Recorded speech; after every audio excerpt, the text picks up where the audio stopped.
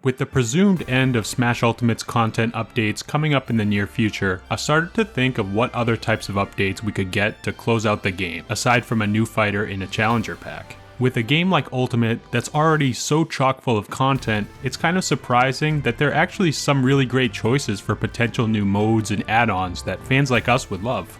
I know Sakurai said that home run contests would pretty much be the final new mode added to the game, but that wording is a little weird, and I don't think it's a full deconfirmation. There's a chance we could still get new modes added to the game.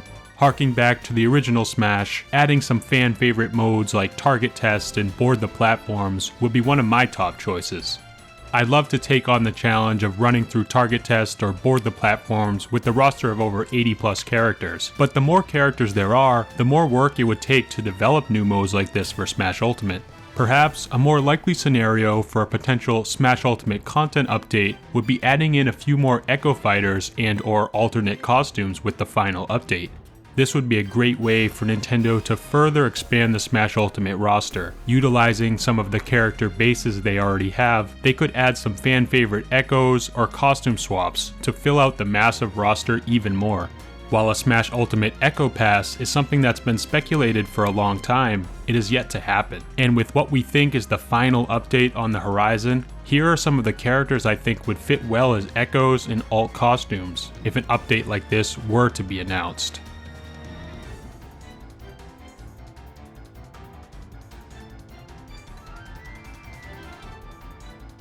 Since Zelda has her A Link Between Worlds design in Ultimate, Hilda, the Princess of Hyrule's counterpart in that game, Lorule, would be a perfect fit for Ultimate. Honestly, I'm not sure if Hilda would work best as an Echo Fighter or just an alternate costume. In A Link Between Worlds, I don't see Hilda execute any abilities that would be outside of Zelda's existing kit, so I don't see Hilda's addition as much more than a palette swap. I suppose Hilda could work as both, and Zelda already has a pinkish purple haired alt costume in Ultimate. I've heard people say it's supposed to represent Hilda, and that's what I thought at first glance, but I've also heard others say it represents Vati. If you compare this Zelda costume to Hilda, you can see that Hilda's hair is quite a bit darker, while the hair color matches more with Vati. It's unclear at this point whether this existing alternate costume is supposed to represent Hilda or Vati, so it would make sense to give Zelda a full Echo or palette swap for Hilda, matching her design exactly. Having Hilda as either an Echo Fighter or an alternate costume would just fit perfectly with Zelda's existing design and moveset in Smash Ultimate. This next one already has precedent in the game, as Alf is already a costume swap for Olimar. So I don't know if adding these characters would technically be Echo Fighters, but Olimar could potentially be updated to get the Koopalings treatment and have a costume for each captain from throughout the Pikmin series. Captains Brittany and Charlie, along with Alf from Pikmin 3, and Louie, and even the President could be easily worked in as well. Nothing would have to change moveset wise for Olimar, so these would be simple reskins rather than full-fledged Echo Fighters. Either way, adding all of the Pikmin captains would be a great way to pay homage to a fantastic series that's growing in popularity.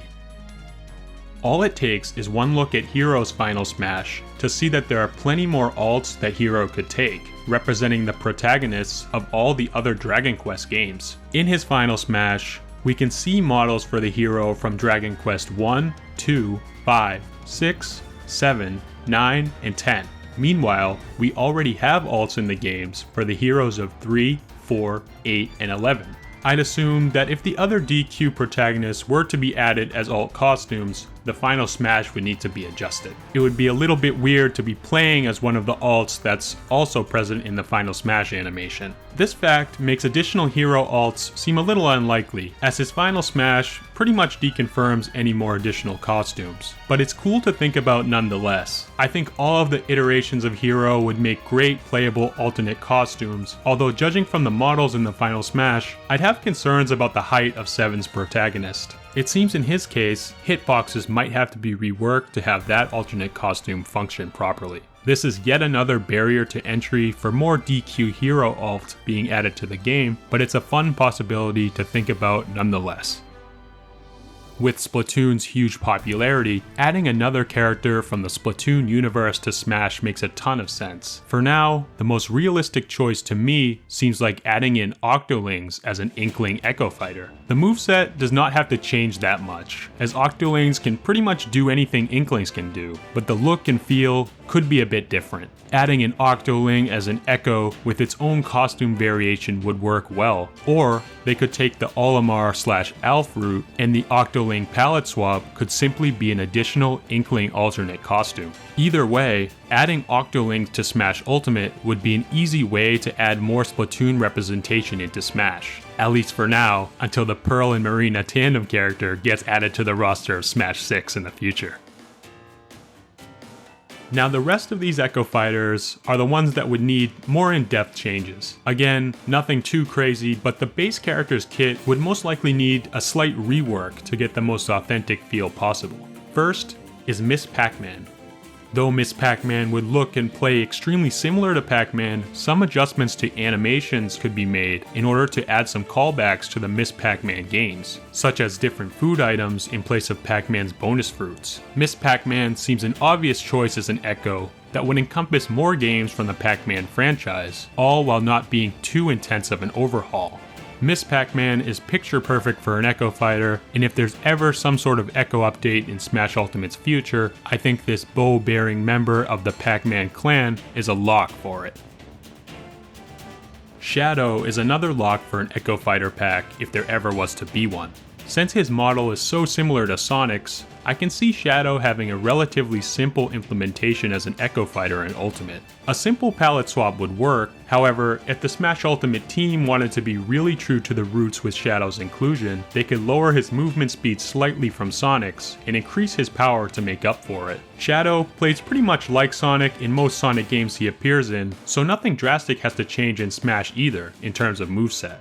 Keeping Sonic's moves, but perhaps adjusting his speed, power values, and maybe a few of the animations would make Shadow a perfect Echo Fighter that would bring yet another highly requested fan favorite character into the mix for Smash Ultimate. If there ever is a downloadable Echo Pack for this game, Shadow the Hedgehog is an absolute no-brainer.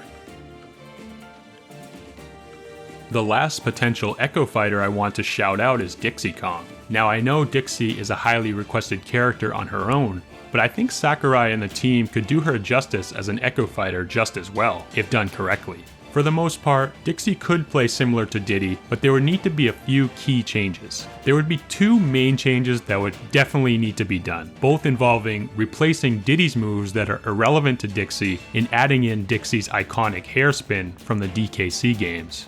First is Diddy's Neutral B, the Peanut Pop Gun. This projectile would be completely scrapped. Instead, for a chargeable hairspin, the Neutral B would be a hairspin in place, while the side Bs would spin and move Dixie Kong to the left or right, similar to in her platformers. Also, Dixie's Up B would need to be changed to be a chargeable upward hairspin instead of the rocket barrel boost that Diddy has. It could function similarly, but the animation and possibly the trajectory would most likely need to be updated specifically for Dixie.